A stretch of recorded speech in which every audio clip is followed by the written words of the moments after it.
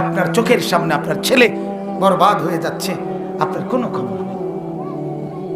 হ্যাঁ, আপনার চোখের সামনে আপনার বিবি বেপর্দা শেষ হয়ে যাচ্ছে, আপনার কোনো খবর নেই। আপনার চোখের সামনে আপনার প্রজন্ম শেষ, আপনার ঘরে রঙিন টেলিভিশন চলতেছে, আপনার কোনো খবর নেই, কোনো খবর। অথচ নূহ আলাইহিস সালাম, হযরতে নূহ নবী ওনার সন্তানকে বাঁচাবার জন্য শেষ কেনান, এই যে আপনারা জানেন যে ছেলেটা ঈমান আনে নাই, জানেন না একটা ছেলে কেনান কোরআনে আছে, ওই ছেলেটাকে বাঁচাবার জন্য হযরতে নূহ আলাইহিস সালাম যখন দেখছে তুফানের পানি ওই পাশ পর্যন্ত আইয়া পড়ছে, নৌকা এখানে, ছেলেটা এখানে, এই অবস্থায়ও হযরত নূহ আলাইহিস সালাম টানাটানি করছে, বাপ আল্লাহর দোহাই ঈমান আইনা উঠে যা না বাপ, নৌকাতে ওঠ, তুফান রক্ষা করবে না, বাঁচাবে না। ছেলেটাকে ওই সময়ও বাঁচাইতে চেষ্টা করছে। আমার বাপ, আমরা এটা বোঝা উচিত, আমরা এটা ভাবা উচিত, আমরা এটা ফিকির করা উচিত, আমরা এটা ফিকির করা উচিত। আজ আপনি রাসূলুল্লাহ সাল্লাল্লাহু আলাইহি সাল্লাম থেকে সবক নেবেন না কেন? নবী পাক সাল্লাল্লাহু আলাইহি সাল্লাম থেকে জিন্দেগি গ্রহণ করবেন না কেন? অতএব আমি এটা বুঝাইতে চাই আপনার কাছে, আল্লাহ তাআলা স্পষ্ট বলছে, বন্ধু, যে আপনাকে গ্রহণ করেছে আমার নাজিলকৃত বিষয়গুলো সে চোখওয়ালা, আর যে আপনাকে গ্রহণ করে নাই, আপনার উপরে নাজিলকৃত আমার বিষয়গুলো গ্রহণ করে নাই, সে অন্ধ। সে কি মূলত বলেন না? আপনি বলবেন আচ্ছা অন্ধ হইলে কি হইছে, কইলে কি হইছে, আমি তো দেহি। হ্যাঁ, বুঝেন নাই কথাটা? আল্লাহ বলে হয় এটা আমিও জানি, তুমি যে এটা কইবা। এই জন্য আল্লাহ বলছে ইন্নামা ইয়াতাযাক্কারু উলুল আলবাব। আল্লাহ বলে, বান্দা, এই লোকটা যে চোখ থাকার পরেও অন্ধ নাফরমানির কারণে, এই কথাটা বুঝবে সে দেমাগ আছে যার, বিবেক, বিবেক আকল যার আছে, দেমাগ যার আছে, এটা সেই কেবল বুঝবে, এমনিতে বুঝবে না, এমনিতে বুঝবে না। দেমাগ ছাড়া বুঝার সুযোগ নেই। কথা বুঝেন নাই আপনি? মানে সুদখোর, ঘুষখোর, মদখোর, জিনাখোর, অবৈধ উপার্জনকারী, বেপর্দা নারী, বেহায়া নারী, বেনামাজি সন্তান, আল্লাহর দুশ্মনী করে, এরে আপনি আল্লাহ বলে সে অন্ধ, আমনে করেন আমি তো দেহিয়াতে দেহে। কথা বোঝেন? আল্লাহ বলে হ্যাঁ তুমি বেকুব বুঝদা না, এটা বুঝার জন্য কি লাগবে? উলুল আলবাব হইতে হবে, বিবেকবান হইতে হবে। কি হইতে হবে বলেন না? বিবেক থাকতে। এবার বলে আমার কি বিবেক নাই, আমি কোনটা কি না বুঝি, আমি কি চাইলে রে ডাইল কইনি? কথা বোঝেন নাই কথাটা? আমি কি ফাঙ্গাস রে তেলাপিয়া কই নাকি? আমি তো বুঝিয়ে। আল্লাহ বলে না, ফাঙ্গাস তেলাপিয়া চিনুন রে কয়, বিবেকবান না। এটারে বিবেক বলে না। বিবেকবান সে আমার নিম্নে বর্ণিত গুণগুলো আছে যার, তাকে বলে বিবেকবান। সুবহানাল্লাহ। এক নাম্বার, এই শুধু তর্জমা বলি, আল্লাযীনা ইউফুনা বিআহদিল্লাহ। আমার সাথে একটা চুক্তি করছিল বান্দা ওই রূহের জগতে, আলাস্তু বিরাব্বিকুম, আমি জিজ্ঞাসিলাম আমি তোমার রব মানো তো? আমরা বলছিলাম যে বালা আল্লাহ মানি, আপনি আমার রব। এই যে আমার লগে একটা চুক্তি করছিল যে আমারে সে রব মানবে, এটা দুনিয়াতে যার মনে আছে, এটাকে যে ঠিক রাখছে, সেই বিবেকবান। ওয়ালা ইয়ানকুদুনাল মিসাক, আমার সাথে কৃত চুক্তি কখনোই লঙ্ঘন করে না যে, ভঙ্গ করে না যে, সে বিবেকবান। তিন নাম্বার, ওয়াল্লাযীনা ইয়াসিলুনা মা আমারাল্লাহু বিহি আন ইউসালা। আমি আল্লাহ তাআলা দুনিয়ার জীবনে যাদের সাথে সম্পর্ক বজায় রাখতে তাকে বলেছিলাম, এগুলো যে ঠিক রাখে, মার সাথে, বাবার সাথে, স্ত্রীর সাথে, সন্তানের সাথে, ভাই বোনের সাথে, চাচা জ্যাঠা আত্মীয় স্বজনের সাথে, প্রতিবেশী মহল্লার সাথে, যার সাথে আমি যেভাবে বলছি কোরআন সুন্নাহ মতে সম্পর্ক রাখতে, ওই সম্পর্ক যে ঠিক রাখে, বিবেকবান সে। সে কি বলেন না? চার নাম্বার, ওয়ায়াখশাউনা রাব্বাহুম, সর্বাবস্থায় আমি রবকে যে ভয় করে, বিবেকবান সে। পাঁচ নাম্বার, ওয়ায়াখাফুনা সুআল হিসাব, সর্বদাই ভয় করে যে আহা হাসরের ময়দানে না জানি আমার হিসাব কঠিন হয়, না জানি আমার আমলনামা বাম হাতে দেওয়া হয়, না জানি আমার বড় মুসিবত হয়, এই ভয় হাসরের মাঠের ব্যাপারে যার সর্বদা থাকে, সে বিবেকবান। সে কি বান বলেন না? উদাকেল বন খায়, বিড়ি খায়, চা খায়, বিস্কুট খায়, হ্যাঁ এই শতপদ এ বেটা না, এই বেটা না। আখিরাতের কলিজার মধ্যে যারা আছে, আল্লাহর ভয় যার কলিজাতে আছে। এরপর আল্লাহ বলেন ওয়াল্লাযীনা সাবারু ইবতিগা ওয়াজহি রাব্বিহিম, আমার সন্তুষ্টির জন্য সর্বাবস্থায় যে সবর করে, কি করে বলেন না? ধৈর্য ধারণ করে, সে বিবেকবান।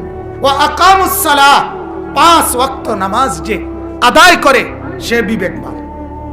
এরপরে ওয়া আনফাকু মিম্মা রাযাকনাহুম সিররান ওয়া আলানিয়া, প্রকাশ্যে কিংবা গোপনে সর্বাবস্থায় আমার দেওয়া রিজিক থেকে যে আমার রাস্তায় দান করে, সাদকা করে, ব্যয় করে, সে বিবেকবান। সে কি বান কন্যা? শেষটা হলো ওয়ায়াদরাউনা বিল হাসানাতিস সাইয়্যিআ, এবং আমার যা যেই তার সাথে মন্দ আচরণ করে, সে তার বিনিময়ে উত্তম আচরণ ফিরিয়ে দেয়। আল্লাহ বলে সে বিবেকবান। এই 9টা, এখানে কয়টা কথা বলছে? উলাইকা লাহুম উকবাদ দার।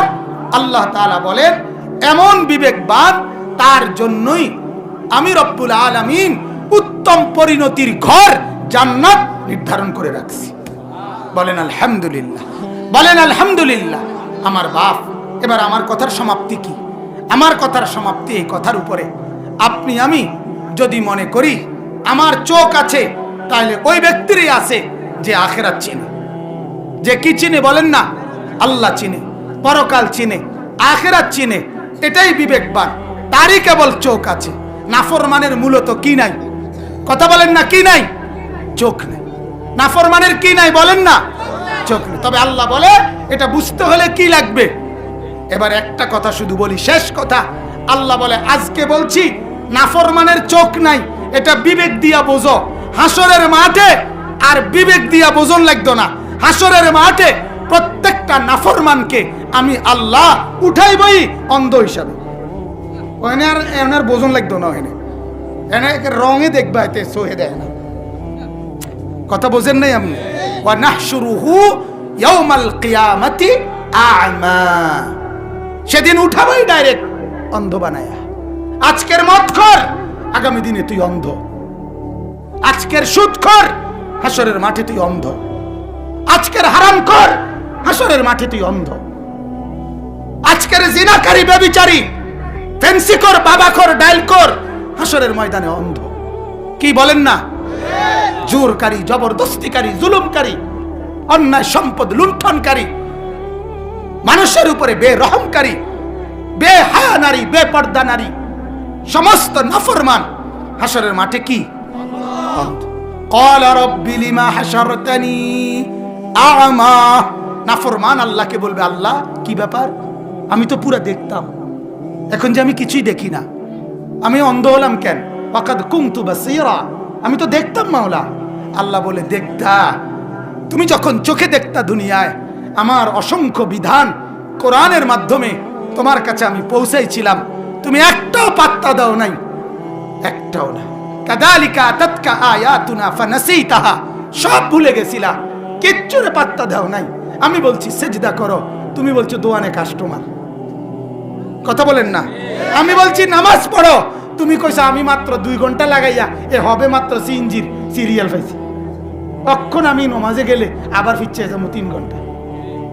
কথা বলেন না? আমি বললাম এদিকে, তুমি কও এদিকে। কথা বুঝছেন না? আল্লাহ বলে সেদিন তুমি আমারে ভুলে গেছিলা, কাযালিকাল ইয়াউমা তুনসা, আজকে হাসরের ময়দানে বেঈমান আমি তোকে ভুলে গেলাম। যা জান থেকে বেঈমান সর। যারে যারে খুশি করছিলি বেডিরে দেখাইতি তোর বউরে, ওই বেডি আছে এখন। নাফরমানির টাকা জমাইছিলি সন্তানকে খুশি করতে, ওই ছেলে মেয়েগুলো এখানে হাসরের মাঠে আছে, আজ তাদের থেকে বিনিময় নেই, আমার থেকে কিছু নেই। বলেন নাউজুবিল্লাহ।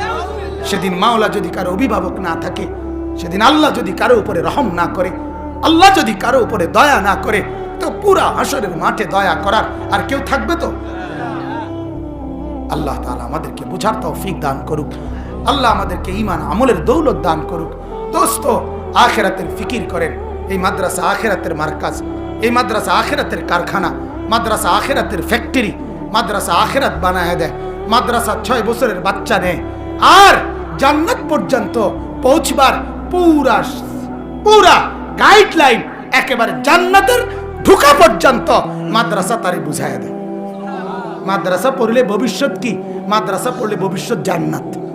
বলেন আলহামদুলিল্লাহ। অতএব প্রত্যেকের কাছে অনুরোধ, মাদ্রাসাটাকে ভালোবাসবেন। আমার সনাব শ্রদ্ধেয় চাচা শ্বশুর অনেক মেহনত করে, অনেক কষ্ট করে, তিল তিল করে, অসুস্থ মানুষ, দুর্বল মানুষ, এরপরেও যখনই আমার সাথে কথা বলে তখনই মনে হয় চোখে পানি উনার। সারাদিন এক কথা বলে। কতবার যে আমার কাছে ক্যান্টনমেন্ট, আমার মাদ্রাসায়, আমার বাসায় গেছে, এখানে কথা বলে, বারবার দেখি একই কথা তার, যে বাবা মাদ্রাসাটা আল্লাহ তাআলা তার এই মাদ্রাসার মেহনতে সকলের সহযোগিতা আল্লাহ যেন এটা কিয়ামত পর্যন্ত কায়েম দায়েম করে দেয়। বলেন আমিন, বলেন আমিন। আমি তো বলছি উনারে, চাচা ইখলাস আর তাকওয়ার উপরে চোখের পানি দিয়ে আপনি পুঁজি লাগায়া যান, ইনশাআল্লাহ। আমার শাইখ আল্লামা মুফতি মুশতাকুন নবী কাসেমি দামাত বারাকাতুহুম বলে যে, ও আল্লাহর বান্দারা, চোখের পানির পুঁজি লাগাও, লাভের অভাব হবে না, লাভের অভাব হবে না। আমিও বলি আজকে আপনি চোখের পানি পুঁজি লাগায় যান, অচিরেই এটা একটা দারুল উলুম হয়ে যাবে ইনশাআল্লাহ। ওমা যালিকা আলাল্লাহি বিআজিজ। আর আল্লাহর কাছে এটা কঠিন না, কঠিন কথা বলেন না, আল্লাহর কাছে এটা কি না, কঠিন না।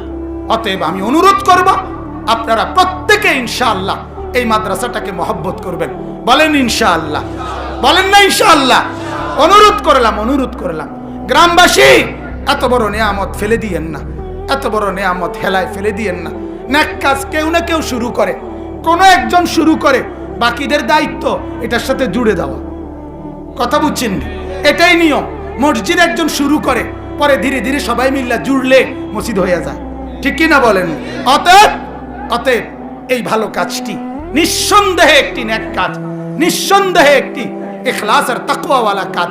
অতএব আমি পুরা গ্রামবাসীর কাছে, এখানে যারা বসা আছে, ঘরে যারা শুনতেছে, সবার কাছে এক দরদি সন্তান হিসেবে, কারো ভাই হব আমি, কারো সন্তান হব, আমি অনুরোধ করলাম মাদ্রাসাটার সাথে কোন রকমের বাগাওয়াত, কোন রকমের বিরোধিতা করিয়েন না। আমি অনুরোধ করলাম আপনার নামটা যেন আল্লাহর দরবারে ফেরেশতাদের খাতায় এই মাদ্রাসার বিরোধিতাকারী, মাদ্রাসার প্রতি অসন্তুষ্টি পোষণকারী, দোহাই বাপ কিছু করতে না পারেন, কিন্তু বিরোধিতাকারী, শত্রুতাকারী, হিংসাকারী, বিদ্বেষকারী, আল্লাহর দোহাই এটা যেন আপনার নামে, আপনার আমল নামায় না ওঠে। এটা আপনার কাছে আমার অনুরোধ।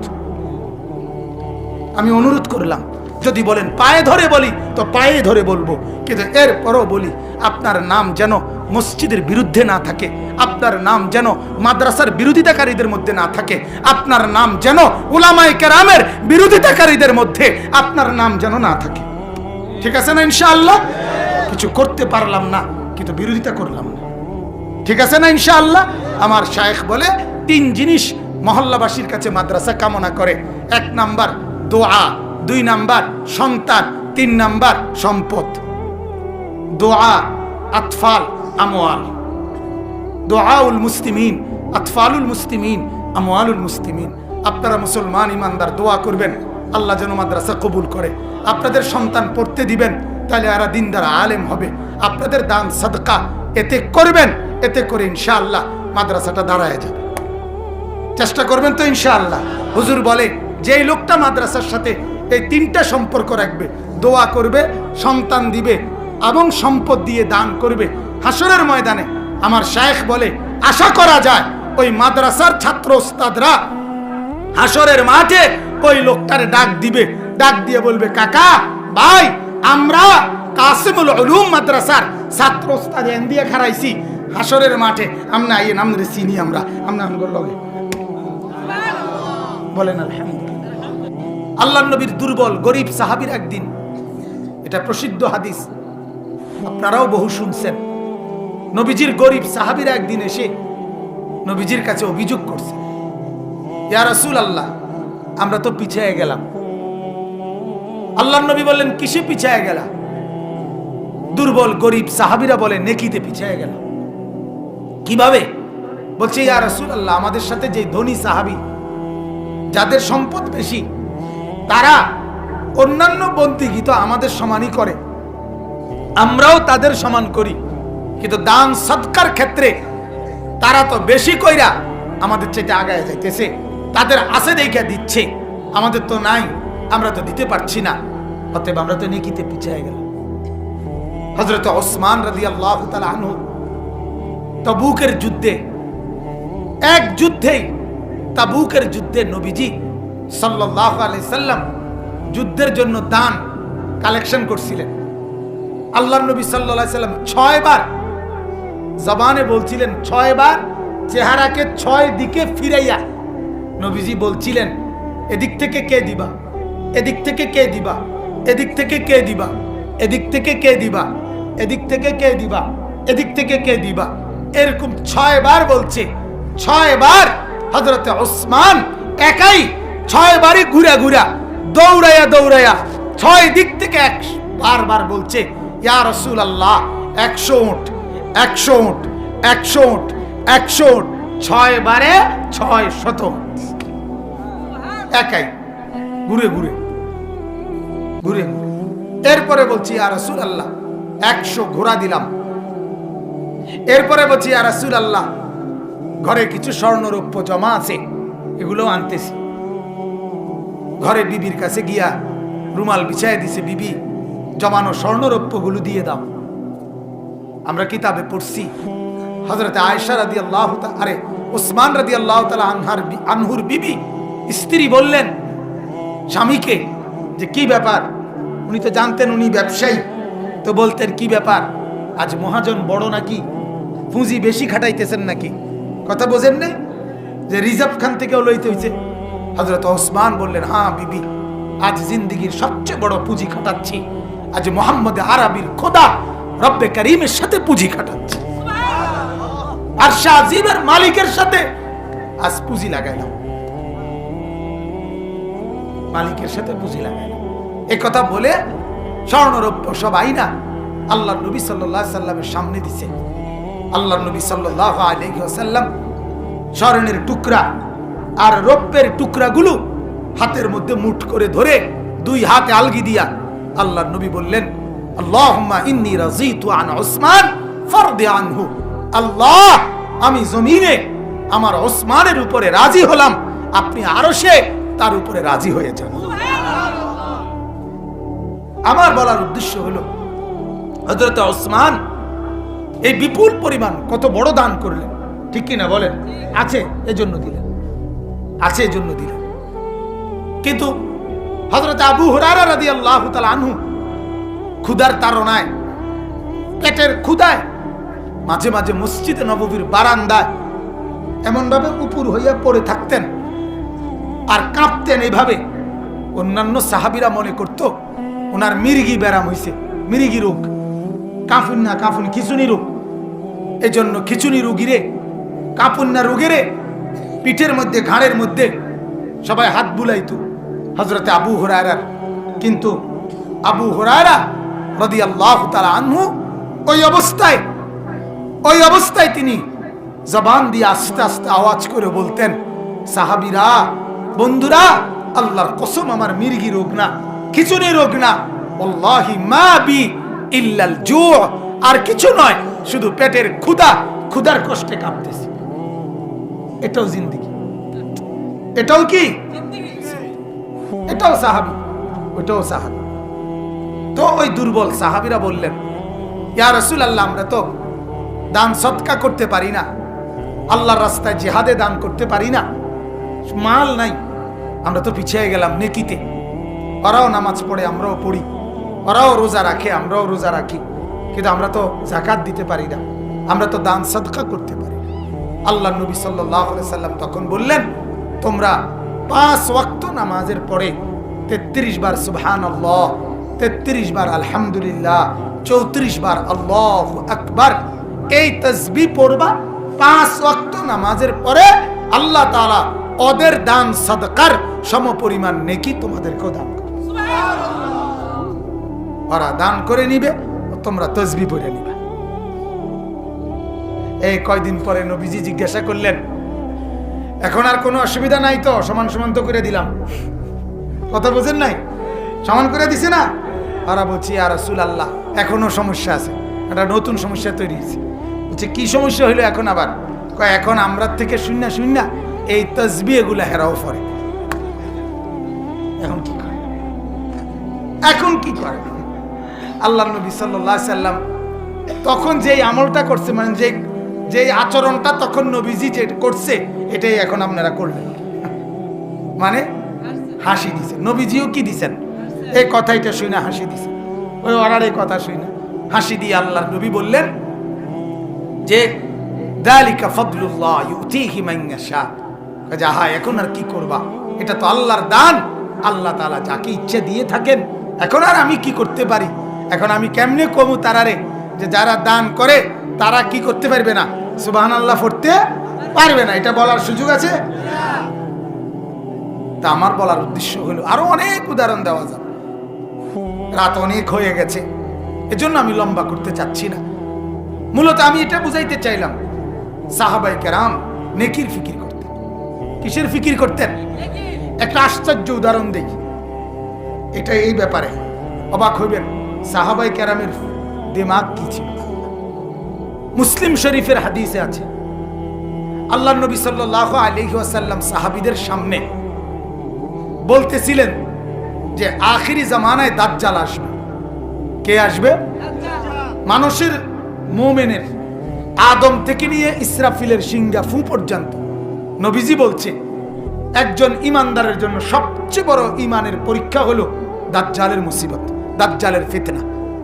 দাজ্জাল থেকে ইমান বাঁচানো ইমানদারের জীবনের সবচেয়ে বড় পরীক্ষা, কঠিন পরীক্ষা, এত ভয়ঙ্কর।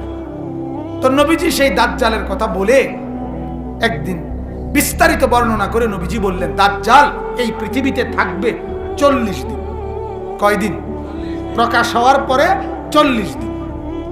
তো নবীজি বললেন এই 40 দিনের মধ্যে, আমার যে কথাটা বোঝানোর উদ্দেশ্য, নবীজি বললেন মাত্র যে শোনো দাজ্জাল থাকবে মোট কতদিন? তন্মধ্যে নবীজি বলেন প্রথম দিনটা, দাজ্জালের প্রথম দিনটা পার হবে একদিন 1 বছরের সমান। কয়দিন? কয়দিন? একদিন কয়দিনের সমান? মুসলিম শরীফের হাদিস। এটা কোনো আমি আইতের সময় চান্দিনা স্টেশন হইনে আইছি এরকম কথা না, কথাটা বুঝছেন না? কথা সদবদর কথা না, শ্রেষ্ঠতম হাদিসের কিতাবের হাদিস। তো আল্লাহর নবী বললেন দাজ্জালের 40 দিনের একদিন হবে কয়দিন? 1 বছরের সমান প্রথম দিন, দ্বিতীয় দিন 1 মাসের সমান, তৃতীয় দিন 1 সপ্তাহের সমান, চতুর্থ দিন থেকে বাকি এই 37 দিন হবে আমাদের স্বাভাবিক 24 ঘন্টার সমান। এই হলো 40 দিনের মোট হিসাব। এখন আমরা শুনলে এই কথাইটা, তা আমাদের মুখ দিয়ে কি বাইরিবে? ও মা গো, কি তো, হ্যাঁ আরে খাইছে রে, হ্যাঁ আর কি তারে করো, একদিন কেমনে 1 বছরের সমান হয়? ওই গুণী আসলে কি তো কয়, হ্যাঁ এরকম, মানে আমরা এরকম কিছু না কিছু একটা কি করবো, মন্তব্য করব। কিন্তু হাদিসে আছে আল্লাহর নবীর সাহাবীরা শুনবার সাথে সাথে নবীজিকে বলছে ইয়া রাসূলুল্লাহ সাল্লাল্লাহু আলাইহি সাল্লাম, দাজ্জালের ওই একদিন যদি 1 বছরের সমান হয় তাহলে আমরা সেই দিনটি 5 ওয়াক্ত নামাজ পড়ব নাকি 1 বছরের হিসাবে নামাজ পড়ব? আপনি বুঝছেন ফিকিরটা বুঝছেন? ওনাদের নজরটা কোথায় বুঝছেন কিনা? ওনাদের চিন্তা হইল একদিন 1 বছরে কেমনে যাইব সেটাও আল্লাহর বিষয়, আল্লাহ দেখবে কেমনে যাইব এটা পরের কথা, আমার এটা দেখার দরকার নাই। আমার দেখার দরকার হইল ওইটারে কি আমি একদিন ধরে নামাজ পড়মু নাকি 1 বছর ধরে কি পড়মু। 1 বছর ধরে পড়লে তো অনেক নামাজ পড়তে হবে, আর একদিন ধরে পড়লে তো কয়দিন পড়তে, কয় ওয়াক্ত। তাহলে সাহাবায়ে কেরামের ফিকির হলো ইবাদত, বন্দেগী, আর আমাদের ফিকির হলো দুনিয়ার নগদ প্রাপ্তি। এটা দিছে আর কোনোটার লোক কিছু ফিরি নাই, জিঙ্গা ফিরি নেই। এই যে বদনা দিলেন এটার লগে একটা লোড়া ফিরি দন যায় না, বুঝুন না কথাটা? থালাটা যে লইলাম এটার লগে একটা বাসন দিলে ভালো ছিল না, ফিরি। থালার লগে বাসন ফিরি, লোটার লগে বদনা ফিরি, বুঝেন না কথাটা? এই লেফের লগে কম্বল ফিরি। আসলে আমি কেন বললাম জানে, লাউর লগে কদু ফিরি। ব্যাপারটা আপনার কাছে একটু হাসিকর মনে হয় না? না না, আমি এটা বুঝে কইছি, আমি এটা বুঝে বললাম। লাউয়ের সাথে কদু ফিরি দেয় মূলত, অর্থাৎ লোটার লগে বদনা মানে হলো আপনার দৃষ্টিতে কথাটা তো এইটা একই, যে লোটা যেটা বদনা তো এইটাই, কথা বোঝেন নাই? লাউ যেটা কদু তো এইটাই। না না, ওরা এটাই করে, অর্থাৎ আপনাকে বুঝায় আলাদা দিছে, অতিরিক্ত অসম্ভব কথা। ওই ডাকাতরা আমার মেন পণ্যের ভিতরে ওই পুরা কস্টিং ধইরাই এরপরে দাম নির্ধারণ করে। ওই যেটা ফ্রি দেয় এটা মুখে কয় ফ্রি, এটা আমার এই টেয়ার ভিত্তিতে দেয়। কথা বুঝ, শুধু এই মালটা ফ্রি দেয় না, এই এই পণ্যের যে অ্যাড দেয়, বিজ্ঞাপন দেয়, বেডি নাসায় টেলিভিশনে, রাস্তায় যে বিলবোর্ড লাগায়, হ্যান্ডবিল লাগায়, যত ছবি টাঙ্গায়, সব কিছুর টাকা আমার এই পণ্যের দামের ভিতরে নিহিত। কথা বুঝছেন কি না? তো এটা তো রুমে লাউ দিয়ে কদু দিল, অর্থাৎ আমার টাকাই আমাকে কি করলো, আমারে মুখে কইলো ফ্রি দিছি, আসলে ফ্রি না, সে আমার থেকেই নিচে টাকা। এই হলো দুনিয়া। অথচ তারপরেও আমরা যখন শুনি কুদ্দুর ফ্রি দিছে, আমরা খুশি, আমরা খুশি। আমরা দুনিয়া এত বেশি দরকার, আমাদের দুনিয়া এত বেশি দরকার, যে কোনো ভাবে দুনিয়া একটু পাইলেই হলো, দুনিয়া একটু পাইলেই হলো, যে কোনো ভাবে, কোনো না কোনো ভাবে আমরা দুনিয়া এত বেশি দরকার, আমাদের দুনিয়া এত বেশি দরকার, যে কোনো ভাবে দুনিয়া একটু পাইলেই হলো, দুনিয়া একটু পাইলেই হলো, যে কোনো ভাবে, কোনো না কোনো ভাবে। সেদিন পত্রিকা আসছে, আমি ওই এলাকাতে কয়দিন আগে বয়ান করে আসছি, মাদারীপুর, এই 1 তারিখ গেছিলাম আমি মাদারীপুর। ওইখানে লোকরা বলল ওদের এলাকার 6টা যুবক আপনার ইউরোপে, ইটালি যাওয়ার জন্য আপনার ট্রলারে করে ভূমধ্য সাগরের মধ্যে ট্রলারে কইরা উত্তাল ঢেউয়ের মধ্যে আপনার সাগর পাড়ি দিয়া ইটালি যাবে। জিন্দিগির স্বপ্ন, বাড়ির থেকে 20, 25, 30 লক্ষ টাকা করে বাড়ির থেকে নেওয়াইছে, ইটালি যাবে জিন্দিগির, অর্থাৎ উত্তাল। আমি এই বছরও সন্দ্বীপ মাহফিলে গেছিলাম, 22 মিনিটের পথ, 22 মিনিট লাগছে স্পিড বোটে সাগর পার হইতে, এই পার থেকে ওই পারে যাইতে। এই 22টা মিনিট সাগরের এই ঢেউ দেখা আমার কাছে আমার কলজাটা জাগাতা ছিল, এত ভয় লাগছে, এত ভয় লাগছে। আর এত বড় মহাসাগর পাড়ি দিবার জন্য নেমে গেছে, ট্রলারে উঠে গেছে, জীবনটা হাতে নিয়া। কেন? দুনিয়া। ইটালির কয়টা টাকা, ইটালির কয়টা টাকা, হায় টাকা কি এতই দরকার? দুনিয়া এতই দরকার, দুনিয়া এতই দরকার। পত্রিকায় লিখছে, ছেলেটা মাকে বলছে, একটা ছেলে, যে মা আমি ওই পারে পৌঁছা আপনাকে ফোনে জানাবো। তো ওই মা কাঁদতেছে চিৎকারা, যে হায় ছেলে তো আমার বলছে ওই পারে গিয়ে আমারে জানাবে, আজ আমার ছেলে লাশ হইয়া আইসা বাড়িতে আমারে জানাইলো মা আমি লাশ হয়ে আসছি। 6টা ছেলেই তাগড়া যুবক বাংলাদেশি মারা গেছে। আপনি ভাবেন আজ দুনিয়া আমাদের কাছে কি পরিমাণ প্রিয় হয়ে গেছে, কি পরিমাণ, যে জীবন বাজি রাখে শুধু দুনিয়ার জন্য, সম্পদের জন্য, শুধু মালের জন্য। বাবারও স্বপ্ন এটা, সন্তানের স্বপ্ন এটা, দাদারও স্বপ্ন এটা। আমার কথা শক্ত হলে মাফ করবেন, কিন্তু বাকি এটাই তো স্পষ্ট। বাবারও কথা হলো কোনো না কোনো মূল্যে ইউরোপ, ছেলের কথাও হলো ইউরোপ। অথচ গোটা পৃথিবী চোখে আঙ্গুল দিয়ে দেখলো ইউরোপের মতো বর্তমানে পৃথিবীর সবচেয়ে দুর্বলতম, ভঙ্গুরতম, ভিতরের ঠোসা অবস্থায় আছে ইউরোপ। সারা ইউরোপ মিল্লা একসাথে ধমকি দিল, হুমকি দিল, ধমক দিল, নিন্দা প্রস্তাব দিল, এত কিছু দিল। রাশিয়ার মতো একটা দেশ দুইটা পয়সা মূল্যায়ন করে। কি রে তোর রান্না বলে বিরাট দাপট, হ্যাঁ বিরাট দাপট। মুসলমানের বেলায় মুখটাও খুলতে পারলা না, হ্যাঁ কোনদিন মুসলমানের ব্যাপারে 40 বছরের ইতিহাসে জাতিসংঘ 40 বছরের ভিতরে এত জরুরি বৈঠক, এত গুরুত্বপূর্ণ বৈঠক হয় নাই। ইউক্রেন নিয়ে জাতিসংঘ যে বৈঠক করছে 40 বছরের ইতিহাসে এমন বৈঠক হয় নাই। এই রাশিয়ার আক্রমণের কারণে ইউক্রেনকে রক্ষা করার জন্য যে পরিমাণ চেষ্টা করতেছে, ইউক্রেনের সমস্ত মানুষের, একেবারে প্রতিটা নাগরিকের ঘর মানে থাকার জায়গা, খাদ্যর ব্যবস্থাপনা, এমনকি তাদের বাচ্চাদের পড়ালেখার ব্যবস্থাপনা ইউরোপ থেকে পরিপূর্ণভাবে পার্শ্ববর্তী দেশগুলোর মধ্যে ভাগবাটোয়ারা করে দিছে।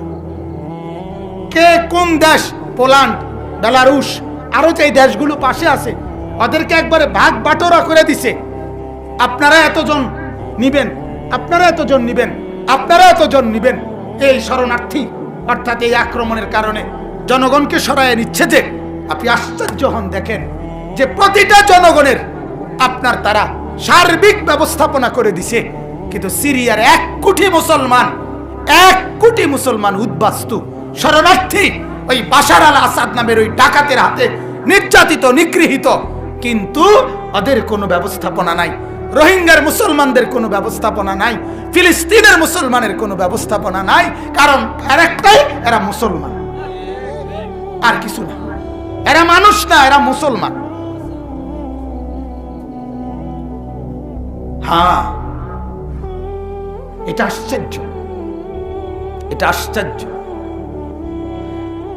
আজকে এতদিন হয়ে গেল রোহিঙ্গার মুসলমানদের কোনো পুনর্বাসন নাই, সিরিয়ার মুসলমানের কোনো পুনর্বাসন নাই, ফিলিস্তিনের মুসলমানের কোনো পুনর্বাসন নাই। সেই ইউরোপ আমাদের স্বপ্ন, সেই ইউরোপ আমাদের দিবারাত্রির সাধনা।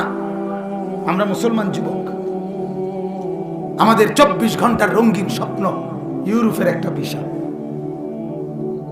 হায় হায় ইউরোপ, আল্লাহ আমাদেরকে মাফ করে দেন। অতএব আজ দুনিয়া আমাদের কাছে এত বেশি প্রিয় হয়ে গেছে। সন্তান যেই স্বপ্ন দেখে, বাবাও স্বপ্ন দেখে, দাদাও বুড়া মানুষ কয়দিন পরে নাতিগার বুঝি কোনো লাইন হইল না, মানে বিদেশ। আর কিতা মেলে ভাত তরকারি টাকা। তারপরে যে নিঃশ্বাস ফেলতেছে, এটার মাকসাদ কি? টাকা।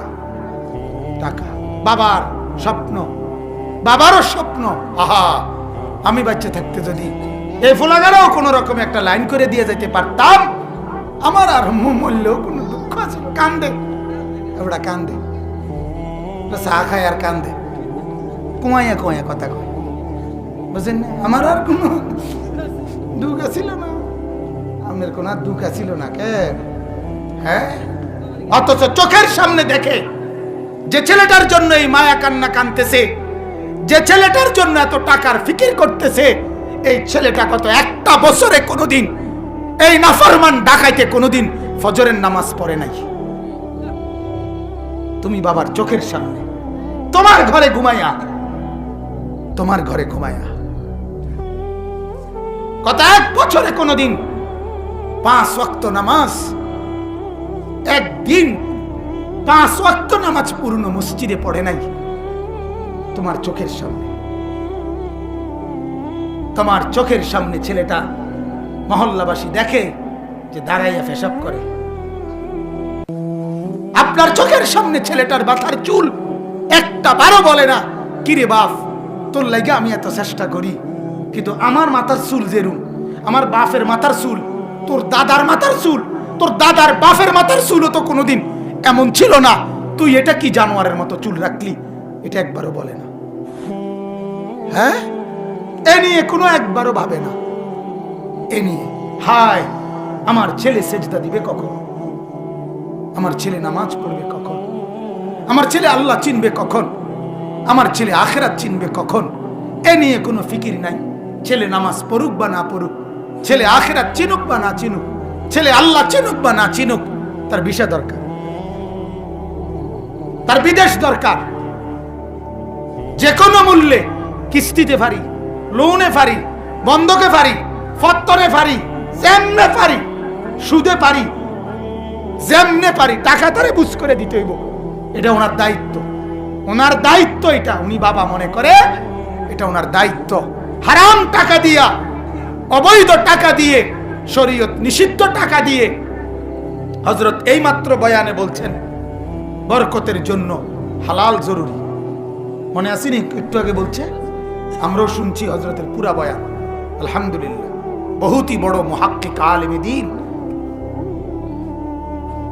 আমরা শিক্ষারই বেশি, ওনার আল্লাহওয়ালা, আল্লাহর কথা, আখিরাতের কথা দরদ নিয়েই বলছেন। বলেন আলহামদুলিল্লাহ। বরকতের জন্য হালাল জরুরি, মকবুল হওয়ার জন্য হালাল জরুরি, এক এক লোকমার জন্য, আখিরাতের মুক্তির জন্য হালাল জরুরি।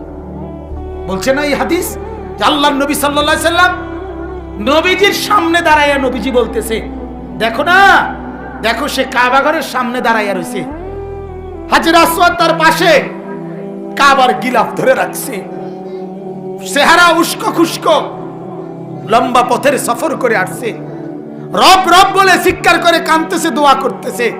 নবী বলে, এই আল্লাহর ঘরের সামনে দোয়া করিলে কবুল হওয়ার কথা, হাজরে আসওয়াদের সামনে দোয়া করিলে কবুল হওয়ার কথা, মুলতাজাম কাবার দরজার সামনে দোয়া করিলে কবুল হওয়ার কথা, কাবার গিলাফ ধরে দোয়া করিলে কবুল হওয়ার কথা, মুসাফিরের দোয়া কবুল হওয়ার কথা, এলোথেলো সাধারণ বেশের মানুষের দোয়া কবুল হওয়ার কথা, রব রব বলে দোয়া করিলে দোয়া কবুল হওয়ার কথা।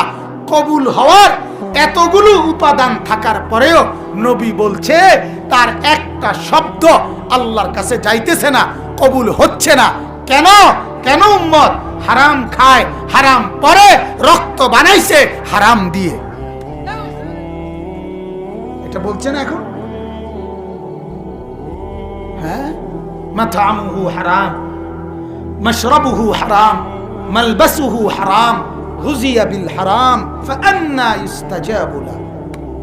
নবীজি বলছে, খাবার খেলো হারাম, পান করলো হারাম, পরলো পোশাক হারাম, রক্ত মাংস গড়ে উঠলো হারাম, কিভাবে কবুল হবে দোয়া? যদিও ধরে রাখছে কাবার গিলাফ, যদিও দাঁড়িয়ে আছে কাবার সামনে, যদিও পাশে আছে হাজরে আসওয়াদ, যদিও মুসাফির। আল্লাহ আমাদেরকে বোঝার তৌফিক দান করুন।